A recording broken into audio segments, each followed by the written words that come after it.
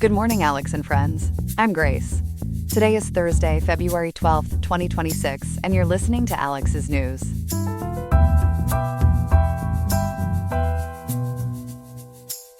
The high in Riverside today is 67.2 degrees, with a low dipping to 50.1, so expect a mild winter day with partly cloudy skies, perfect for a brisk walk outdoors.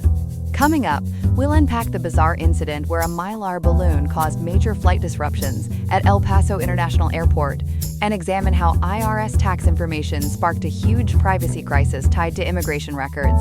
Plus, other key stories on global tensions, local innovations, and what viewers need to know about upcoming economic shifts. All this and more on Alex's News. Stay tuned.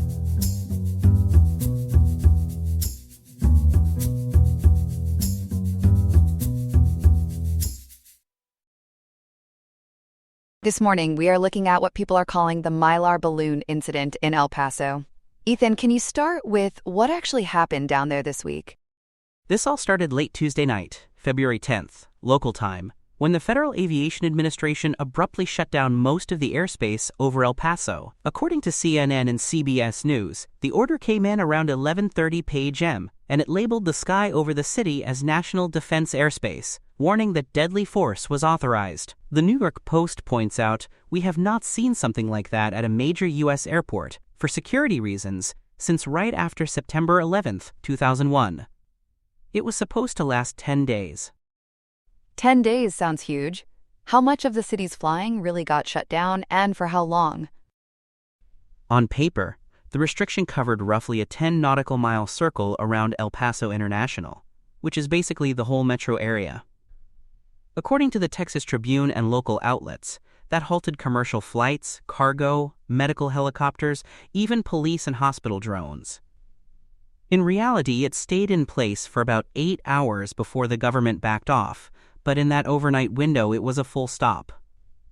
Mayor Renard Johnson called it a public safety crisis, not just a scheduling problem, because medevac flights were diverting to Las Cruces, about a 45-minute drive away. If it ended that quickly, what made the FAA reverse course on Wednesday morning?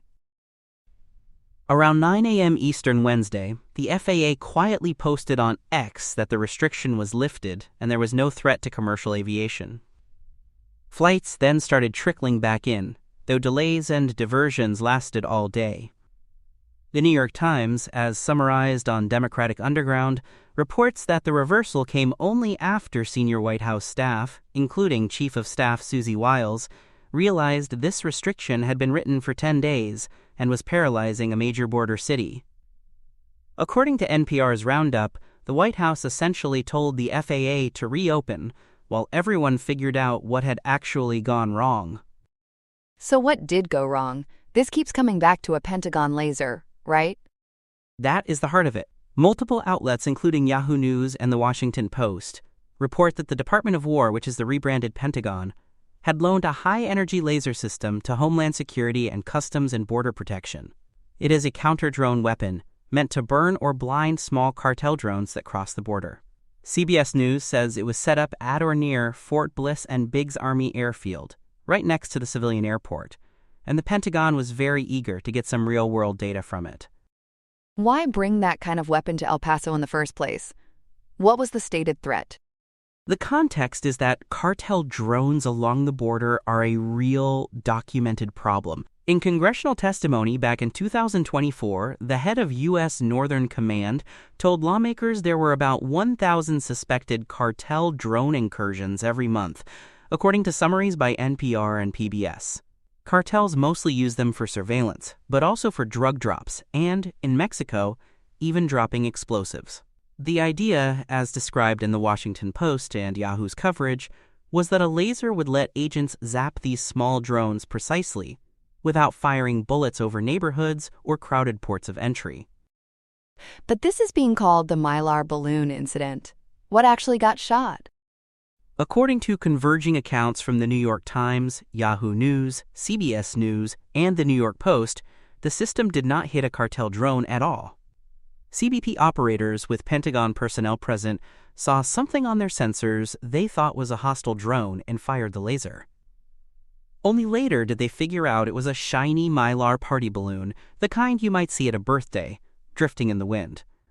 Several officials told the Times the object that triggered this whole cascade was, quote, a party balloon, end quote. How does a birthday balloon get mistaken for a cartel drone by a cutting-edge weapon system? Technical reporting in defense and drone industry outlets, pulled together in your material, suggests the balloon's reflective Mylar fooled the system's radar and infrared sensors into thinking it was a small aircraft. Operators are supposed to be what the Pentagon calls human in the loop, meaning a person positively confirms the target before firing. In this case, its jittery motion in the wind apparently looked like evasive maneuvering on their screens. The New York Post sourcing even suggests there may have been more than one balloon in that general engagement window, though the core point is they were not shooting down cartel gear. If the bad shot already happened, why did the FAA suddenly slam the brakes on air traffic later on? That gets to the coordination failure. Senator Tammy Duckworth, who is a former Army helicopter pilot and the top Democrat on a Senate aviation panel, told the New York Post she was briefed that this was essentially a CBP and Pentagon laser test that was not coordinated with the FAA.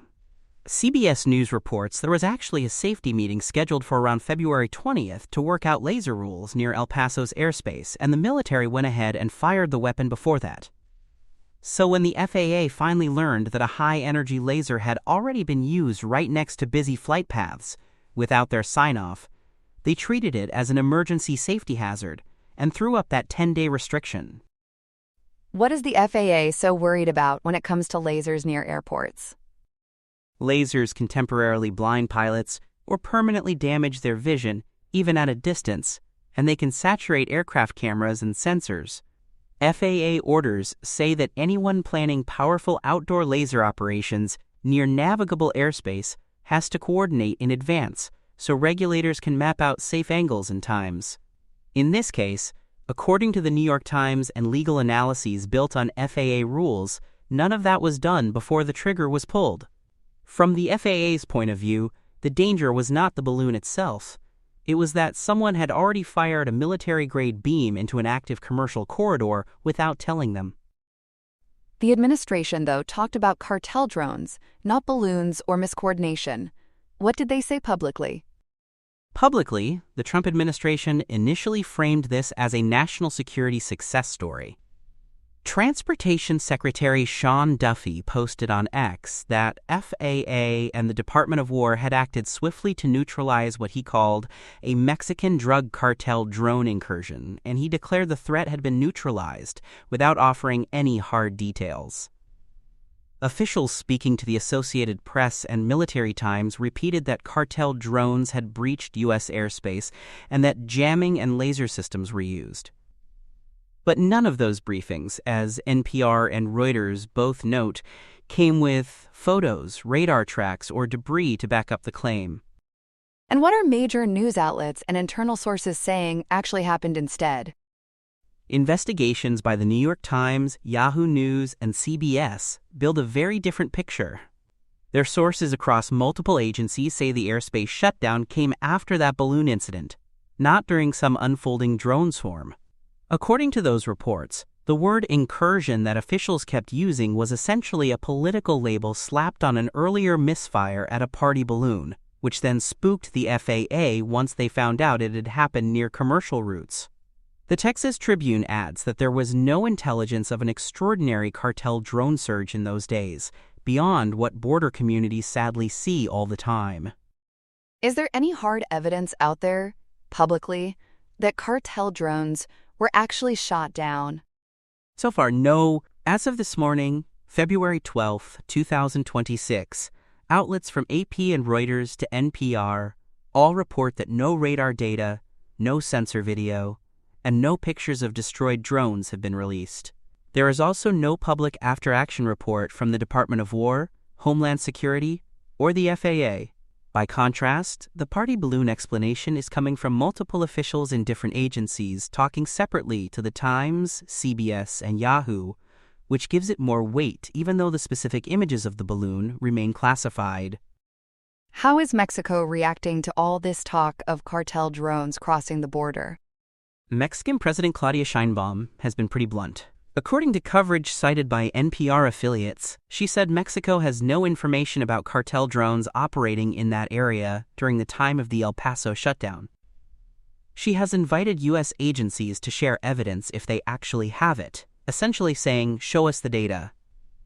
That puts additional pressure on Washington, because if this were really a major cross-border drone event, Mexico would normally see some sign of it too. Let's go back to El Paso itself. How did local leaders respond once they figured out what was going on? They were angry and blindsided. Mayor Renard Johnson told the New York Post and the Texas Tribune that neither the city nor the airport nor hospitals got advance warning, and they only learned the sky was closed after planes started diverting. He stressed that moving medical flights to Las Cruces turned an abstract security move into a real public safety risk for patients. Representative Veronica Escobar, who represents the area, told Yahoo News she is constantly briefed on cartel drones, and nothing in recent days had been flagged as extraordinary enough to justify a 10-day shutdown. And in Washington, what kind of oversight or political fallout are we seeing so far? You are hearing rare bipartisan frustration, even if people frame it differently. Senator Jack Reed, the top Democrat on Senate Armed Services, told reporters that shutting down a major U.S. air corridor for 10 days, even if it only lasted 8 hours, is an extraordinary step that cannot be shrugged off as a misunderstanding, according to the New York Times. He has demanded classified briefings from the Department of War and the FAA.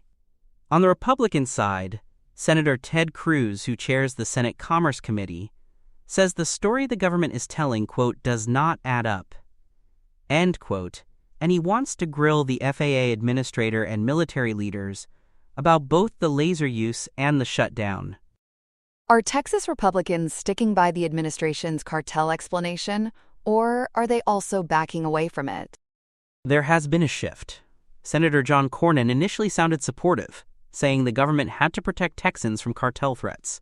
But by today, Texas outlets report his office is asking for detailed explanations about the lack of local notification, and about why the restriction was written for 10 days and then pulled within hours. So while Republicans like Cruz still hammer cartels in their rhetoric, they are also joining Democrats in demanding transparency and a coherent timeline. You mentioned earlier there were supposed to be rules in place for this kind of thing. What did the law and existing agreements actually require? The framework here is a mix of laws and bureaucratic agreements. The Preventing Emerging Threats Act of 2018 gives Homeland Security and Justice the authority to disrupt or destroy dangerous drones, but they still have to work within FAA safety rules. FAA orders require anyone using strong outdoor lasers near busy airspace to file notice and let the agency define safe zones. And more recent counter-UAS memorandums between DHS, the Pentagon, and the FAA say they have to coordinate before turning on directed energy systems near Class C airspace like El Paso's. So based on everything we know now, where does that leave the laser and the investigations? Reporting compiled from the New York Post, Yahoo News, and the Texas Tribune says the high-energy laser at Fort Bliss is now in stand-down status, meaning no more shots for now. The National Transportation Safety Board and Homeland Security's Inspector General have opened inquiries into both the balloon engagement and why the automatic systems that were supposed to alert the FAA did not work. On Capitol Hill, Senator Cruz's Commerce Committee and Senator Reed's Armed Services Panel are lining up classified briefings to dig into the technical failures and into whether the administration's public talk of cartel drones matches what agencies told Congress privately. In short, the technology is under a microscope, and so is the story that was sold to the public. Bottom line, Ethan, when people hear Mylar balloon incident, what should they understand this episode really represents? It appears to be less a tale of cartel daring than of federal mismanagement. Based on the combined reporting from the New York Times, CBS, Yahoo, NPR, AP, and others, what we have is a loaned military laser, a misidentified party balloon, an aviation regulator cut out of the loop, and then a sweeping airspace shutdown justified with a threat that has not been backed by evidence. It exposes how fragile the coordination is when experimental weapons are brought into civilian airspace, and how quickly a technical mistake can spiral into a political fight. Until those classified reports come out, that is the clearest picture we have. A complicated story, and clearly one that is not going away. Ethan, thanks for walking us through it. Our top story this half hour, a major privacy scandal inside the IRS that is now a full-blown court fight. Reporter Chloe Martinez is with us. Chloe, in plain terms, what did the IRS do wrong here? According to a series of Associated Press reports by Fatima Hussein, the IRS improperly shared confidential taxpayer information with the Department of Homeland Security to help immigration agents locate people they believed were in the country without legal status.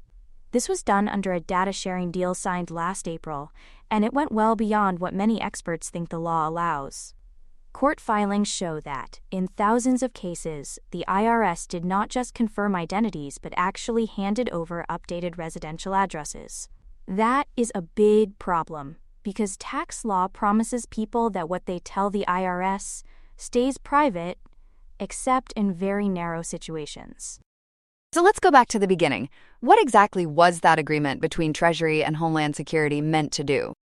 The Washington Post and Bloomberg Tax report that on April 7th of last year, Treasury Secretary Scott Bessent and Homeland Security Secretary Kristi Noem signed what is called a Memorandum of Understanding. The stated goal was to let Immigration and Customs Enforcement send names and rough addresses of people it believed were in the country illegally, and then have the IRS check whether those names appeared in tax records and provide better contact details. Newsweek and several legal policy sites describe it as part of President Trump's second-term push to use every available database to speed up deportations.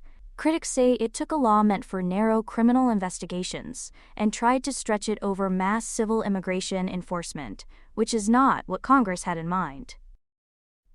How big did this get in practice? How many names were involved? And what did the IRS actually do with them? In a sworn declaration filed in federal court, IRS Risk Officer Dottie Romo says ICE sent over a list of about 1.28 million names. According to AP's reporting, which local stations like Live 5 News in Charleston and WLUC in Michigan have carried, the IRS ran that list against its systems and found roughly 47,000 matches to actual taxpayer records. That means more than 1 million names either did not match or could not be firmly verified, often because ICE did not provide full dates of birth or social security numbers. Legal summaries note that this sort of fuzzy matching raises a serious risk of tagging the wrong person, especially in communities with common surnames, something judges later seized on. And the breach everyone's talking about centers on those 47,000 matches. What went wrong there? Romo told the court that for fewer than 5% of those matches, so roughly 2,350 people, the IRS went beyond simply saying, yes, this person exists in our system. For that smaller group, the agency provided ICE with extra address information, including updated or alternate addresses, even when ICE's original data was incomplete. According to the Post and AP, IRS lawyers later concluded those disclosures went past what the tax privacy statute allows, and Romo called them, quote, erroneous, end quote. Advocates stress these are real, named taxpayers, and some may be citizens or lawful residents who got swept up because of bad data, not because they themselves were targets. When did officials realize this had happened, and what did they tell Homeland Security to do about it? The timeline in court records, which AP has walked through, suggests the IRS only caught the problem late last year while preparing for ongoing lawsuits. Treasury then sent a formal notice to Homeland Security around January 23rd of this year, telling them that thousands of addresses had been shared improperly. According to those filings, Treasury asked DHS and ICE to promptly purge any address data that came from incomplete identifiers or should never have been shared. But as of today, February 12, 2026, the public does not really know whether that data has been fully deleted or whether it had already been loaded into operational systems or used in raids. You mentioned lawsuits. Who is suing over this, and what are they arguing? Public Citizen and a coalition of immigrant rights and taxpayer advocacy groups filed multiple suits almost as soon as the April agreement came to light. Outlets like Courthouse News Service and the San Mateo Daily Journal report that groups including the Asian Law Caucus, the Center for Taxpayer Rights, and a community nonprofit in southeastern Massachusetts are among the plaintiffs. They argue that the IRS and Treasury exceeded their authority under the tax privacy law, specifically Section 6010(3) of the Tax Code, and also broke the Administrative Procedure Act by making a huge policy change without public rulemaking. Their broader claim, echoed in Newsweek's coverage, is that turning tax data into an immigration enforcement tool endangers people and undermines decades of promises that filing taxes is safe. Have judges agreed with them so far? What have the courts actually done to stop this program? In November, Judge Colleen Collar-Cotelli in Washington, D.C., issued a preliminary injunction in one of the cases, and legal analysts say her opinion was sharply critical of the government's position. As summarized by AP and Tax Law Services, she found the challengers were likely to show the policy was, in her words, arbitrary and capricious, and likely violated the strict confidentiality rule in Section 6010(3). Then, just last week on February 5th, Judge Indira Talwani in Massachusetts went even further, ordering DHS and ICE not to inspect, view, use, or rely on any tax return information they had already obtained under this deal. Taken together, those orders have essentially frozen both new data sharing and the practical use of the data that was already pulled, at least while appeals play out. There has also been a lot of talk about something called the Department of Government Efficiency, or DOGE, and even Elon Musk's name has come up. What is DOGE and how does it fit in here? According to coverage from CBS News and the public administration outlet Governing, DOGE was created in the Executive Office of the President on Inauguration Day last year as a kind of reboot of the old United States Digital Service, with a mandate to slash costs and modernize government tech. Elon Musk and Vivek Ramaswamy were closely associated with it early on, and DOGE teams were embedded in agencies including Treasury to consolidate data and build new software tools. Reporting in the Washington Post and Bloomberg Tax, as summarized by some legal analysts, says a DOGE engineer detailed to the IRS helped build a high-speed interface into the agency's core taxpayer database, which made it easier to run huge queries like the ICE name list. At the same time, media literacy researchers warn that some of the more colorful details about DOGE's role come from earlier hypothetical scenarios and have not all been independently confirmed in public documents. Beyond the technical plumbing, what are privacy and civil liberties advocates saying about the human impact of all this? In the AP stories picked up by stations in South Carolina, Pennsylvania, and Michigan, Public Citizen co-president Lisa Gilbert says this breach is, quote, part of the reason we filed our lawsuit in the first place, end quote. She argues that when the government turns confidential tax files into a deportation roadmap, it, quote, creates chaos, end quote, and can, quote, endanger lives, end quote, by making targeted raids easier and increasing the odds of wrongdoer encounters. Tom Bowman at the Center for Democracy and Technology told AP that sharing taxpayer data this way is, quote, unsafe, unlawful, and subject to serious criminal penalties, end quote. The common theme is that tax records are among the most sensitive files the government holds, and using them this way breaks a fundamental trust. And what about the ripple effects for immigrants who have been told for years that paying taxes was safe, even if their status was not? That is a huge concern in coverage by outlets like Common Dreams and Newsweek, as well as statements from groups like the Asian Law Caucus. For decades, under both Republican and Democratic administrations, the message to undocumented workers has been, file your returns, get an individual taxpayer identification number, contribute to Social Security and Medicare, and that information will not be used to deport you. Millions have done exactly that, sending billions of dollars into federal coffers every year. Now, the revelation that the IRS used those systems to help ICE, combined with the admission of erroneous disclosures, threatens to scare people away from filing at all, which hurts both government revenue and the broader social insurance system. You mentioned Section 6010(3) earlier, the main tax privacy law. What kinds of legal and even criminal stakes does that create for the government here? Section 6010(3) sets a very clear default rule: tax returns and so-called return information, including names and addresses, are confidential and can only be shared under tightly defined exceptions. Legal explainers cited by AP point out that willful, unauthorized disclosure is a felony that can carry up to 5 years in prison, plus fines and potential job loss for officials involved.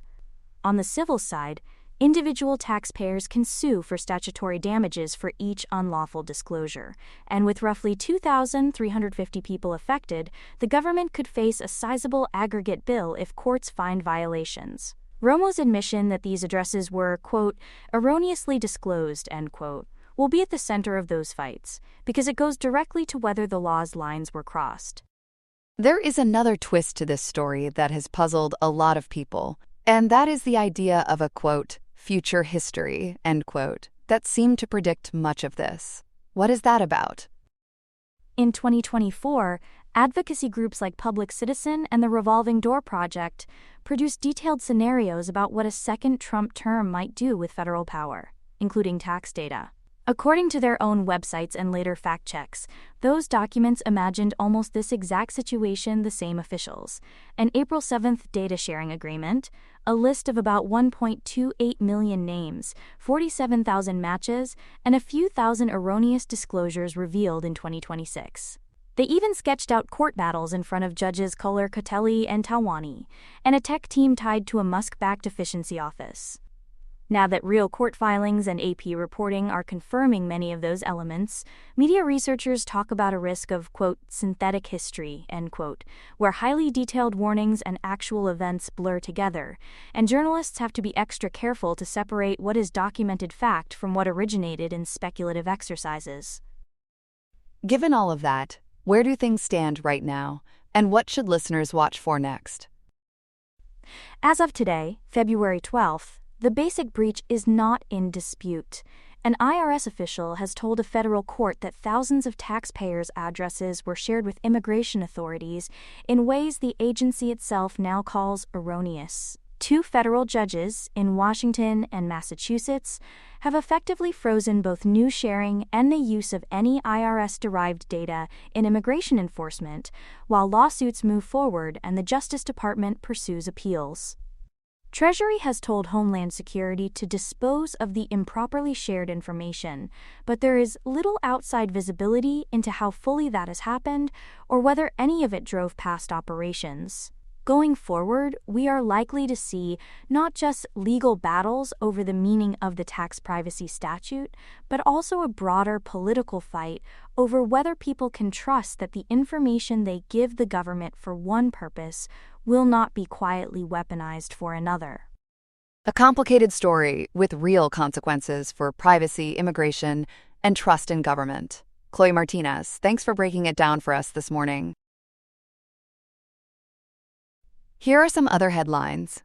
Attorney General Pam Bondi's appearance before the House Judiciary Committee turned a 5-hour oversight hearing into courtroom drama without a judge. According to multiple outlets, Bondi angrily denied accusations that the Justice Department orchestrated a Jeffrey Epstein records cover-up. As lawmakers grilled her over why millions of pages were redacted to shield powerful associates, while some survivors' identities were mistakenly exposed in public filings. She derided Ranking Member Jamie Raskin as a washed-up loser lawyer, brushed off Representative Pramila Jayapal's questions as theatrics, and refused a direct apology to survivors sitting just feet away. While most Republicans backed her, Representative Thomas Massey broke ranks to question why prominent names were hidden, as Bondi still branded the administration the most transparent in history. The clash over Epstein files is sharpening partisan charges of a weaponized Justice Department and raising doubts about its basic competence. The botched redactions have turned legal black bars into political black eyes, triggering calls for new investigations into how the department handles sensitive data under the Epstein Files Transparency Act and setting the stage for court fights over future redaction protocols. On the economic front, the House of Representatives staged a tariff tiff with the White House, voting 219 to 211 to rescind President Trump's national emergency that justified 35% tariffs on Canadian imports.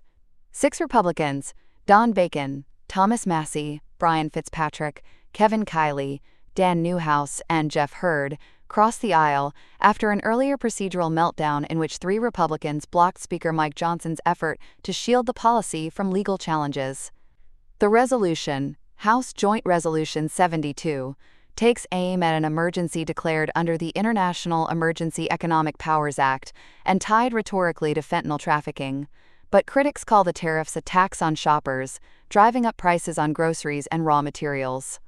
The measure heads to a Senate that has already shown bipartisan skepticism of the levies. But without a 2/3 margin in the House, any likely presidential veto would leave this revolt more symbolic than seismic. President Trump has already warned the defectors on social media that they will seriously suffer the consequences come election time, turning trade policy into political payback. In regulatory news, the Trump administration is shifting from green to gone. President Trump and Environmental Protection Agency Chief Lee Zeldin are moving to revoke the 2009 endangerment finding that underpins federal greenhouse gas rules, a step the White House touts as the largest deregulatory action in history. That move could blow the legal engine out of power plant and vehicle emission limits, inviting years of courtroom climate wars.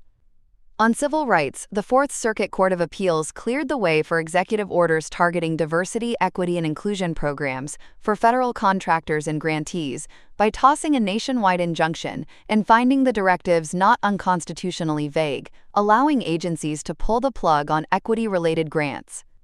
On immigration, the Fifth Circuit gave a green light to a no-bond detention policy for non-citizens who entered without inspection, regardless of how long they have lived in the United States, locking in a key pillar of the administration's border strategy. California Attorney General Rob Bonta is pushing back on a different front, suing to block a federal demand that schools disclose students' gender identity to parents or risk losing roughly $4.9 billion in education funding. And off the policy field and onto his personal ledger, President Trump is suing the Internal Revenue Service and Treasury Department for $10 billion over an alleged 2019 leak of his tax records, accusing the agencies of negligence. 5 months after the assassination of conservative activist Charlie Kirk at Utah Valley University, the legal echo is testing the limits of the First Amendment. In one federal suit, the Texas American Federation of Teachers claims the state education agency mounted a state-sponsored attack on private political expression by investigating more than 350 educators over social media comments about Kirk's death. The Foundation for Individual Rights and Expression is representing, among others, a Tennessee man arrested after mocking the killing online, arguing that officials are criminalizing speech that is reprehensible but constitutionally protected. At the same time, Kirk's own organization, Turning Point USA, is firing off cease and desist letters to figures including podcaster Candace Owens, accusing them of spreading unsubstantiated theories about the assassination. Legal analysts say the emerging cases will draw the chalk line between distasteful commentary and punishable hate speech in the wake of political violence, even as the criminal trial of accused gunman Tyler Robinson unfolds on a parallel track. Overseas, Beijing is slamming the brakes on a price war that has been driving China's car market into the ditch. The State Administration for Market Regulation has issued new rules barring automakers and dealers from selling vehicles below total cost in order to undercut rivals, with cost defined broadly to include overhead, financing, and marketing. Online platforms must post risk alerts when offers look suspiciously cheap, and deceptive pricing and collusion are explicitly banned.